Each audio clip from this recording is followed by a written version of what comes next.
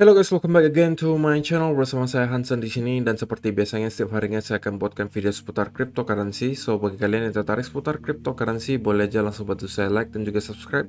Jangan lupa juga untuk hidupkan lonceng notifikasinya supaya kalian gak ketinggalan update terbaru seputar cryptocurrency. Oke, pada hari ini guys, kembali kita akan bahas seputaran Bitcoin, dan seperti biasa kita akan mulai dari CoinMarketCap terlebih dahulu. Per hari ini secara global market cap crypto berada di angka 1,3 triliun dolar atau turun sekitar 0,88%. Nah, Bitcoin sendiri di angka 31.600-an, Ethereum 1.930, BNB 319, Cardano 0,6, XRP 0,41, Solana 44 dolar, dan Dogecoin ada di urutan ke-10 dengan harga 0,08 dolar. So, per hari ini kita melihat market rata-rata dalam keadaan merah, terkoreksi sedikit. Kisarannya 0,sekian% hingga 3%, sampai ada 5% juga penurunannya. Dan yang hijau di top 10 koin hari ini hanya Cardano dengan kenaikan 3,24% ke 0,6 dolar dan menjadikan dia tentunya top performer untuk hari ini. So, itu adalah outlook sementara dari beberapa top koin yang ada. Sekarang kita masuk dulu ke beberapa berita dan data terbaru hari ini. Nah, artikel pertama di sini sebutkan Bitcoin faces uphill battle despite Bitcoin price gaining 35% from 23.800 bottom. Ya, seperti yang kalian ketahui guys, bahwa sentimen di market sekarang itu sangat uncertain gitu ya, sangat tidak pasti. Dan itu menyebabkan banyak sekali investor sekarang lebih memilih untuk menunggu di sideline terlebih dahulu, memantau kira-kira apa yang terjadi berikutnya. Ketika kondisi udah mulai kondusif, mungkin baru mereka akan start masuk lagi ke market. Dan ada 3 senario yang sekarang tentunya berpotensi terjadi gitu ya. Walaupun menurut saya pribadi, senario pertama dan kedua lah yang mempunyai probability lebih tinggi. Senario pertama apa? Senario pertama adalah kita sudah menemukan bottom di bear market kali ini, di drop kemarin sampai 25.000, dan kita akan sedang menuju membentuk cycle baru alias bull market yang baru gitu ya. Atau yang kedua, kita sebenarnya belum menemukan bottom dari bear market kali ini, namun kita sudah dekat gitu guys, sudah dekat dengan bottom bear market kali ini, ditunjukkan dengan beberapa data yang akan kita lihat hari ini. Yang ketiga adalah versi yang lebih ekstrim, seperti mungkin model Robert Kiyosaki dan kawan-kawan mengatakan bahwa Bitcoin itu akan ke 8.000 dolar. Ada yang bilang akan ke 7.000, ada yang bilang ke 10.000, ada yang bilang 12.000. Oke, dan anggapan mereka adalah bahwa bear market kali ini bisa jadi akan lebih panjang dan lebih parah daripada cycle-cycle sebelumnya, karena juga mengingat kondisi makro sekarang yang sangat amat berbeda dengan cycle-cycle sebelumnya. Jadi ya, menurut saya pribadi, senario pertama dan kedua lah yang mempunyai probability lebih tinggi, tapi tidak menutup kemungkinan juga senario ketiga yang lebih ekstrim itu akan terjadi. Kalau menurut kalian yang mana guys, gitu ya?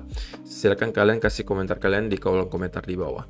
Nah, untuk video hari ini kita bakal membahas untuk senario yang kedua gitu guys. Karena sebagian analis tentunya beranggapan senario 2 juga kemungkinan terjadi, yaitu apa?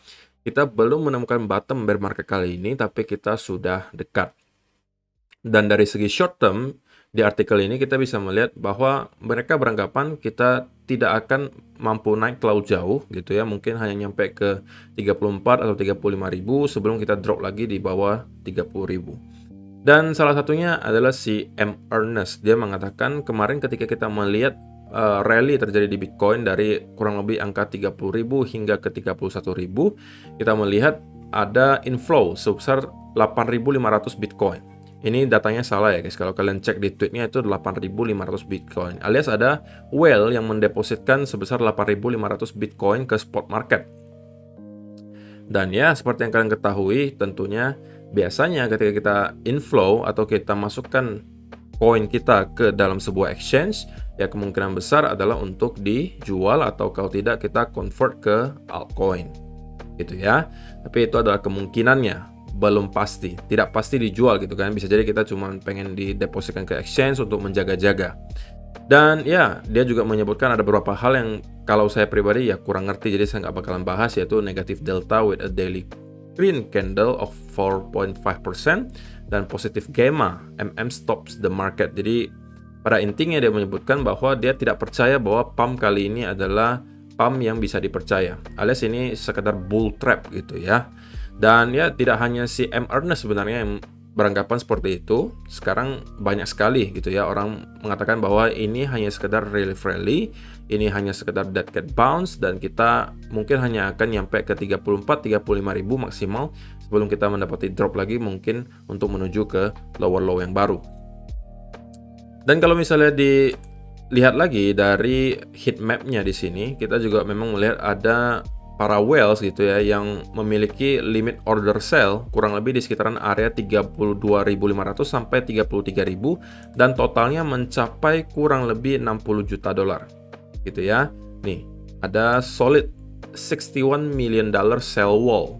Ada dinding jual di sekitaran area 33 sampai 32.500. Kurang lebih di sekitaran area itu kita melihat ada sell wall sebesar 61 juta dolar gitu ya. Itu juga yang tentunya memperkuat statement atau argumen bahwa kemungkinan kita hanya akan nyampe ke 33, 34 atau bahkan 35 sebelum kita drop lagi.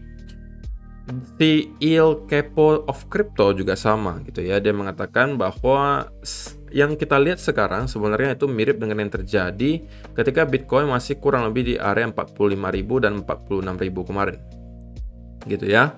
Bahwa dia melihat kita memang mendapati ada sebuah push dari para bull gitu ya. Namun yang dia khawatirkan adalah this move up is showing the same signs as the move that deviated above 45k to 46k. Bearish scenario still in play. Jadi apa yang dia khawatirkan yaitu adalah harganya naik, oke, price up, volume down, open interest down, funding up, gitu ya. Jadi dia mengatakan harganya naik, volumenya tapi turun, open interestnya juga turun, tapi fundingnya juga naik. Dan menurut si Il Capo of Crypto itu adalah pertanda bahwa kemungkinan besar rally yang kita lihat kali ini tidak akan mampu bertahan lama, gitu ya. Dan kalau misalnya kita lihat juga dari aktivitas para whales gitu ya, yang mempunyai 1.000 sampai 10.000 Bitcoin dan juga yang mempunyai di atas 10.000 Bitcoin. Sebenarnya mereka kebanyakan itu masih menunggu di sidelines guys. Oke, mereka kalau kalian perhatikan itu tidak ada aktivitas sama sekali dari mereka. Ini juga pernah terjadi ketika kita melihat drop di bulan Mei 2021 kemarin, tidak ada aktivitas sama sekali dari mereka. Oke, di sini juga sama. Ini yang mendorong harganya terus-menerus ke atas itu bukan para whales lagi guys. Whales di sini udah para panen semua. Yang ngedorong di sini hanya orang-orang retail yang pada FOMO ngelihat harganya terus-menerus naik, yang pada akhirnya mereka kecuci semua. Oke, sedangkan para whales itu udah pada panen semua dan nggak ngapa-ngapain lagi. Gitu ya. Sebelum pada akhirnya aktivitas mereka mulai muncul lagi di pertengahan tahun 2021 di sini, mulai start naik lagi. Dan sekarang kita juga melihat para whales masih menunggu lagi di sideline. Oke. Dan ya, dari beberapa artikel tersebut memang bisa disimpulkan bahwa mereka beranggapan kita sekarang itu hanya berada di sebuah dead cat bounce, oke, dan kita kemungkinan besar akan kembali drop ke bawah, mungkin menjemput ke lower low yang baru. Nah, berikutnya ini juga dari Will Clemente, dia secara pribadi juga sebenarnya berpendapat sama gitu ya. Dia berpendapat skenario 2 juga adalah yang lebih relevan dan mempunyai probability lebih tinggi untuk terjadi, yaitu kita belum benar-benar menemukan bottom bear market kali ini tapi sudah dekat gitu ya.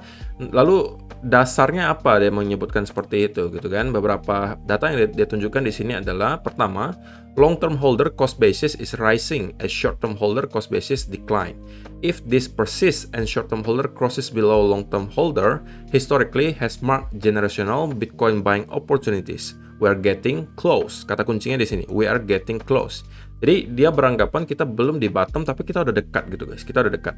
Dan secara historis kalau kita lihat data untuk long term holder versus short term holder, maka biasanya kesempatan buy yang sangat baik itu menurut Will Clemente adalah ketika kita mendapatkan harga Bitcoin itu drop di bawah long term holder realized price-nya.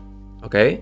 Kalau kalian perhatikan bear market kemarin sama juga, ketika kita drop di bawah garis hijau ini adalah peluang buy yang sangat baik. Kalian bisa start akumulasi ketika kita drop di bawah garis ini. Oke.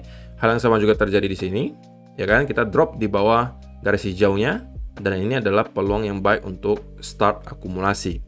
Ditambah lagi kalau kalian perhatikan nanti short term holder versus long term holder cost basis ratio-nya menyentuh garis hijau ini juga secara historis adalah peluang yang sangat baik untuk buy. Jadi ketika kedua hal ini terjadi, pertama kita cross atau menyeberang ke bawah garis hijau ini, oke. Sekaligus garis biru ini menyentuh garis hijau di sini, maka secara historis itu adalah peluang yang sangat amat baik untuk start melakukan akumulasi. Oke, jadi menurut Will Clemente kemungkinan kita bisa jadi menyentuh sedikit di bawah 20.000, mungkin nyampe ke 18, 19 atau bahkan 17.000 dolar sebelum mungkin kita benar-benar menemukan bottom bear market kali ini.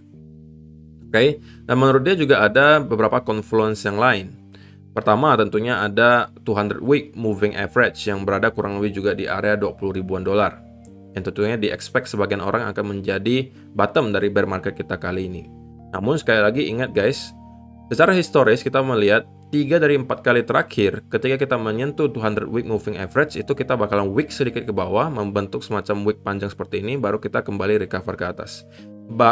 Baru di tahun 2018 ini, di sini guys, kita tidak wick ke bawah, namun kita hanya menyentuh kemudian kita kembali rally ke atas. Sebelumnya juga sama, kalau kalian lihat yang di 2015, kita tidak berhenti persis di garisnya, tapi kita wick sedikit ke bawah sebelum kita pada akhirnya kembali rally. Oke, jadi kalau kita misalnya mendapati wick ke bawah sedikit dari garis 200 week moving average ini, maka bisa jadi kita melihat ke angka 19.000, 18 atau 17.000 sebelum kita menemukan bottom bear market kali ini. Oke. Kemudian dari MVRV Z-score-nya juga sama. Kita melihat MVRV-nya udah berada di area yang cukup rendah, namun secara historis kita melihat MVRV ini biasanya lebih rendah lagi sebelum kita menemukan bottom. Tapi ini sedikit lagi guys, oke, sedikit lagi kita menyentuh ke area itu. Jadi ini menurut si Will Clemente adalah sebuah data pelengkap gitu ya, dari statement dia yang di awal, bahwa kita sudah dekat dengan bottom bear market, tapi kita belum benar-benar di bottomnya. Oke, jadi masih ada sedikit ruang untuk kita ke bawah. Jadi dengan beberapa data ini dia mengambil kesimpulan yang sama gitu ya. Dan juga ya tentunya ini MA lagi, oke. Dan ini juga ada Bitcoin Reserve Phrase yang kalau kita lihat juga memang setiap kali kita menyentuh bottom bear market, kita biasanya juga berada di area yang cukup rendah di sini. Oke. Jadi apakah kalian setuju dengan skenario yang kedua guys, atau kalian lebih senang dengan skenario yang pertama atau bahkan yang ketiga? Kalian pilih yang mana? Yang pertama berarti kita sudah menemukan bottom bear market kali ini di 25.000 dan kita akan menuju lagi ke bull market yang baru. Ataukah menurut kalian kita belum menemukan bottom bear market tapi kita sudah dekat?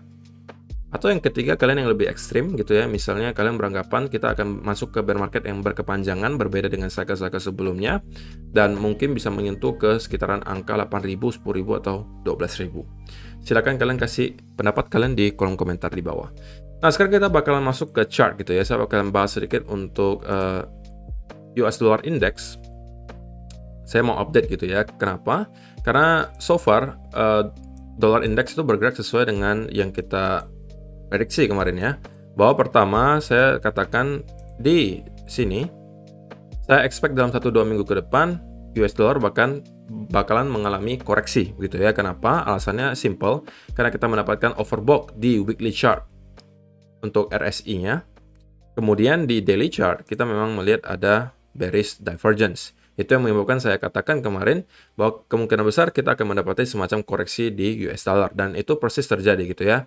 Namun ada berita baiknya juga yang kedua adalah kita kembali masuk ke trendline di sini. Yang bisa jadi sekarang kita melihat ada potensi bahwa breakout yang kemarin terjadi itu hanya sebuah fake out.